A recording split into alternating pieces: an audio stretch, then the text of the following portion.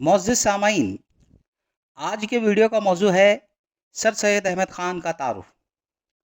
मोहसिन कौम सर सैयद अहमद ख़ान मुफ़क्किर, मुसल्लह, खादिम कौम व मिल्लत, रहबर कौम और माहिर तालीम भी थे।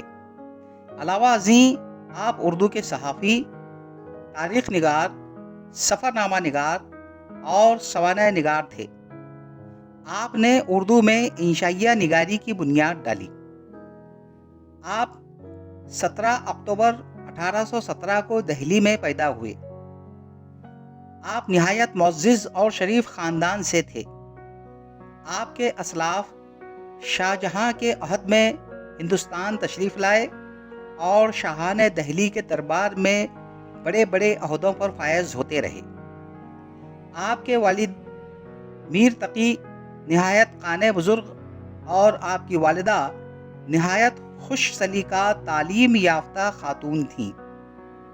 तरबियत औलाद में उन्हें ख़ास मलका था।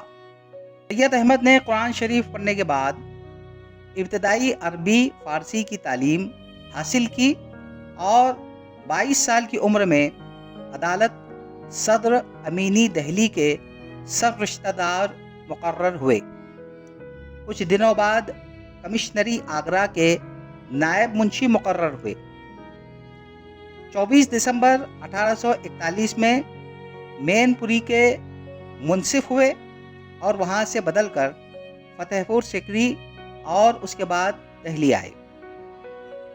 1842 में बहादुर शाह ने जवादुद्दौला आरिफ जंग का खिताब अता किया। 1857 में मुस्तकिल सदरुस्सुदूर बनाकर बिजनूर भेजे गए। 1858 में मुरादाबाद की सब्ज़जी पर मुमताज़ हुए और गाज़ीपुर, अलीगढ़, बनारस सब्ज़जी के खिदमात अंजाम देने के लिए भेजे गए।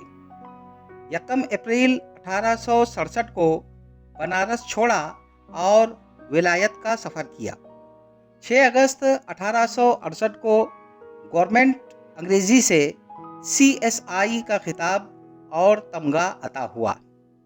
12 अक्टूबर 1870 को हिंदुस्तान वापस आए और 24 मई 1875 को मदरसतुल उलूम अलीगढ़ की बुनियाद डाली।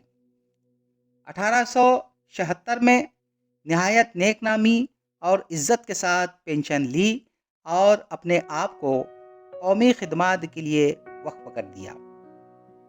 27 मार्च 1898 को 81 बरस की उम्र में अलीगढ़ में आपका इंतकाल हुआ और मदरसतुल उलूम अलीगढ़ की मस्जिद के बैरूनी हिस्से में सुपुर्द खाक हुई।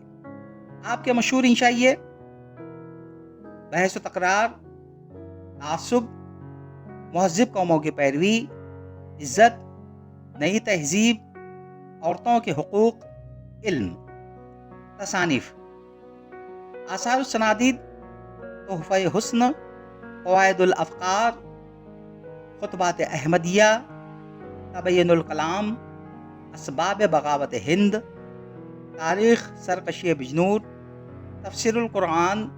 सर सैयद अहमद ख़ान ने ज़िंदगी भर कौम व मिल्लत की खिदमत की, कौम को तालीम के ज़ेवर से आरास्ता किया, उर्दू ज़ुबान व अदब की इस्लाह की, सहाफ़त को फ़रोग़ दिया, तर्जुमा निगारी की राह हमवार की। इस काम में उन्हें बेशुमार रुकावटों का सामना करना पड़ा।